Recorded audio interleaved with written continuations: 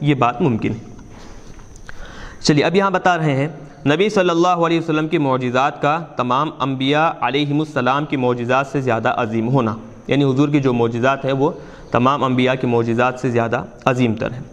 حضرت موسیٰ علیہ السلام نے پتھر پر لاٹھی ماری تو اس کے ضرب سے 12 چشمے پھوٹ پڑے، وہ بھی بہت عظیم معجزہ تھا۔ لیکن رسول اللہ صلی اللہ علیہ وسلم کو معجزہ سب سے عظیم ہے، کیونکہ پتھر اور زمین کی تہ میں عادتاً پانی موجود ہوتا ہے، یعنی پتھر جو ہے وہ حصہ اور پھر زمین کا جو نچلا حصہ ہے عادتاً پانی موجود ہوا کرتا ہے، اور اگر معروف آلات سے زمین کو پانی تک کھودا جائے تو وہاں پانی نکل کر آتا ہے، یعنی جو لوگوں میں رائج ہے جو آلات ہیں موٹر کے ذریعے سے یا پھر کوئی اور چیز کے ذریعے سے پانی اگر زمین پر اگر وہ موٹر مار دیں تو جب وہ موٹر جا کر رکے گی تو ممکن ہے وہاں سے پانی نکل کر آئے گا، جیسے بور وغیرہ ڈالتے ہیں تو یہ زمین کے اندر اور عموماً پتھروں کے اندر پانی ہوا کرتا ہے۔ لیکن حضرت موسیٰ علیہ السلام کا معجزہ یہ تھا کہ آپ نے معروف آلات کے بغیر محض لاٹھی کی ضرب سے پانی نکال لیا، اور نبی صلی اللہ علیہ وسلم نے انگلیوں سے پانی نکالا جہاں پر پانی عادتاً ہوتا نہیں ہے۔ زمین سے اور پھر پتھر سے پانی نکالنا، زمین کے اندر تو فی نفسی پانی ہوتا ہے، مشینوں کے ذریعے سے یا پھر بور کے ذریعے سے یا پھر دیگر آلات کے ذریعے سے پانی نکالتے ہیں۔ حضرت موسیٰ علیہ السلام کو معجزہ یہ تھا کہ بغیر مشین بغیر آلات کے صرف عصا سے آپ ایسی چیز سے پانی نکالے جس کے اندر عادتاً پانی ہوا کرتا ہے۔ لیکن حضور پاک علیہ السلام کو معجزہ یہ ہے کہ حضور کیا ہے، ایسی چیز سے پانی نکالے کہ جس عادتاً اس کے اندر پانی نہیں ہوتا، جیسے کہ ہاتھ ہے، ہاتھ کے اندر عموماً عادتاً پانی نہیں ہوا کرتا۔ نیز اس حدیث سے یہ معلوم ہوا کہ وضو کے لیے پانی کو طلب کرنا اس وقت واجب ہے جب نماز کا وقت آ جائے،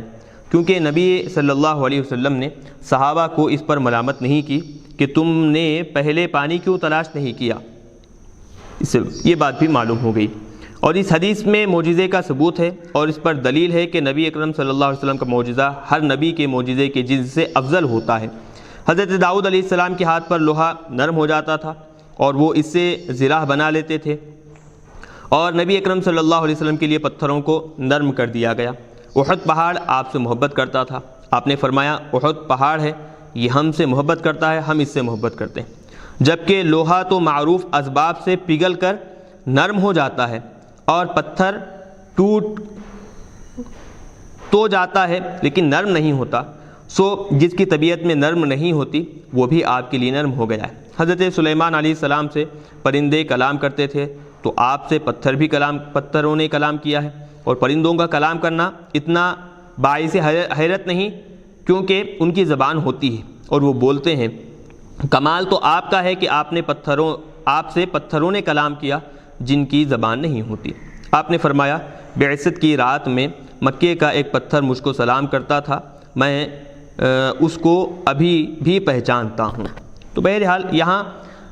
انبیاء کرام کے جو معجزات ہیں ان سارے کے سارے معجزات میں سب سے افضل سب سے عظیم ترین معجزہ حضور پاک علیہ السلام کا ہے، اور سارے معجزات میں حضور افضل ترین ہیں۔ تو اب یہاں دیگر انبیاء کرام کے معجزات اور حضور پاک علیہ السلام کے معجزات کا تذکرہ کیا جا رہا ہے۔ تسلسل جاری ہے۔ حضرت عیسیٰ علیہ السلام نے 4 مردوں کو زندہ کیا، یہ بھی اتنا باعث حیرت نہیں کیونکہ وہ مردے انسان تھے اور ان میں پہلے حیات تھی، لیکن آپ کے منہ میں رکھے ہوئے گوشت کے ٹکڑے نے کلام کیا اور اس میں حیات آ گئی اور علم آ گیا۔ اس نے آپ سے کہا مجھ میں زہر ملا ہوا ہے۔ یہ دیکھیں آپ، گوشت کا ٹکڑا بالکل بے جان ہوا کرتا ہے، لیکن جب آپ منہ میں رکھ لیے تو وہ خود گویا ہوا، بیان کرنے لگا، کہا کہ میرے اندر زہر ملایا گیا ہے۔ درختوں میں حیات آ گئی جن میں عادتاً حیات نہیں ہوتی، اور وہ آپ کے بلانے پر اپنی جڑوں کو کھینچتے ہوئے چلے آئے، بلکہ کوئی ان کو پیغام دیتا کہ تم کو سیدنا محمد صلی اللہ علیہ وسلم بلاتے ہیں تو وہ السلام علیکم یا رسول اللہ کہتے ہوئے چلے آتے ہیں۔ ان میں حیات آ گئی، قوت سماعت آ گئی، قوت کلام آ گئی۔ حضرت علی رضی اللہ تعالیٰ بیان کرتے ہیں کہ آپ کے سامنے مکے کا جو پہاڑ آتا یا درخت آتا تو وہ کہتا السلام علیکم یا رسول اللہ۔ غور کیجئے، درختوں کو آپ کا پیغام ملے تو وہ آپ کی اطاعت کرتے ہیں، اگر ہم کو آپ کا پیغام ملے اور ہم آپ کی اطاعت نہ کریں تو ایسا نہ ہو کہ قیامت کے دن درخت آگے ہوں اور ہم پیچھے ہوں۔ پتھر اور درخت بھی آپ پر سلام پڑھتے ہیں، جو اپنے آپ کو مسلمان کہلا کر آپ پر سلام نہ پڑھے وہ پتھروں اور درختوں سے بھی گیا گزرا ہے۔ تو یہاں پر سلام پڑھنے کی چونکہ اس میں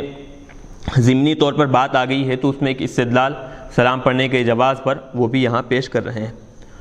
شرح صحیح مسلم میں باب مذکور کی حدیث کی شرح، یعنی یہ جو باب یہاں پر باندھے ہیں تو اسی باب کی کیا ہے، شرح صحیح مسلم جو حضرت کی ہی کتاب ہے اس میں جو شرح ہے اس میں عنوانات مختلف ہیں، وہ کیا ہے بتا رہے ہیں۔ باب مذکور کی حدیث شریف، حدیث شرح صحیح مسلم میں جلد 6 صفحہ 706 پر مذکور ہے، اس کی شرح میں حسب ذیل عنوانات ہیں۔ نمبر 1 جو عنوان مختلف عنوانات بنائے گئے ہیں، پہلا عنوان ہے معجزے کی تعریف، دوسرا عنوان ہے رسول اللہ صلی اللہ علیہ وسلم کے معجزے سے کم چیز زیادہ ہو جائے، معدوم چیز موجود کیوں نہ ہوئی۔ نمبر 3 جس چیز میں برکت ہو اس کا حساب کرنے سے اس کی برکت کیوں ختم ہو جاتی ہے۔ نمبر 4 نبی صلی اللہ علیہ وسلم کا غیب کی خبریں دینا۔ تو یہ شرح صحیح مسلم میں ان عنوانات کے تحت اس باب کو قائم کیا گیا ہے۔ آگے بتا رہے ہیں